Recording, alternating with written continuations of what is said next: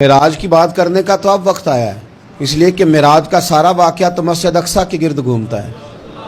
سبحان الذی اسری بعبدہ لیلا من المسجد الحرام الی المسجد الاقصی۔ حضور نے معراج کی رات مسجد اقصی میں نماز پڑھائی تھی، اور ایک بار پھر سے طیبہ سے فلسطین میں آ، راستہ دیکھتی ہے پھر مسجد اقصی تیرا۔ ایک بار حضور گئے تھے مکے سے مسجد اقصی، اور پھر حضور فرماتے ہیں جب میں واپس گیا نا تو کفار نے جو کہ مسجد اقصی دیکھی ہوئی تھی تو مجھ سے پوچھنا شروع کر دیا کہ مسجد اقصی کی کھڑکیاں کتنی ہیں، دروازے کتنے ہیں، پلر کتنے ہیں۔ جب انہوں نے سوال جواب کیے تو حضور فرماتے ہیں کہ رب کریم نے مسجد اقصی کو اٹھا کے میرے سامنے رکھ دیا۔ میں دیکھتا جاتا تھا، بتاتا جاتا تھا، کہہ لوں بات کر لوں۔ ایک دفعہ حضور مکے سے مسجد اقصی آئے، اور ایک دفعہ مسجد اقصی میرے نبی کی زیارت کے لیے مکے گئی، حضور کی زیارت کے لیے مکہ شریف گئی۔ اور میرے نبی تو صرف کسی چیز کی طرف ایک دفعہ دیکھ لیں تو وہاں رحمت کے پھول کھلتے ہیں۔ مسجد اقصی کی طرف منہ کر کے 17 مہینے میرے نبی نے نماز پڑھی ہے۔ مسلمانوں پتہ ہی کوئی نہیں، ہماری خبریں ہی اور ہیں، ہمارا درد ہی اور ہے، ہمیں پتہ ہی نہیں بم کہاں برس رہے ہیں، ہمیں یہ خبر ہی نہیں۔ اور میں اس دور میں تقریریں کر رہا ہوں جہاں سوتوں کو جگانا نہیں پڑتا، جاگتوں کو جگانا پڑتا ہے۔ سیانے لوگوں کو سمجھانا ہمارے ذمہ لگ گیا، کیا کریں؟ اس قوم کو سکھانا پڑتا ہے جسے پتہ سارا ہے، لیکن جان بوجھ کے آنکھیں ہماری بند ہیں۔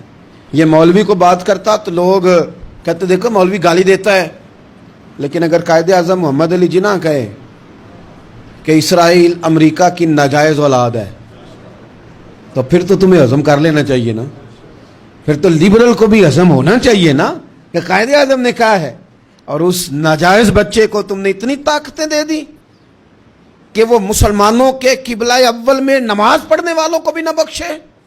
کہاں گئی تمہاری وہ انسانی حقوق کی بڑی بڑی تنظیمیں، کدھر گئی؟ اور میرا پاکستانی میڈیا سے بھی سوال ہے، چند دن پہلے سیالکوٹ میں ایک واقعہ ہوا، ناانصافی ہو گئی جی، ناانصافی ہو گئی جی ایک بی بی کے ساتھ۔ ہر بندے نے شور مچایا، بڑے بڑے طوفان اٹھتے ہیں، کیوں ہوا جی کیوں ہوا؟ مسجد اقصی کی توہین ہو گئی تو پھر طوفان کیوں نہیں اٹھا؟ ٹاک شو کیوں نہیں ہوئے؟ بحثیں کیوں نہیں ہوئی؟ میں اس موم بتی مافیا کا کیا کروں؟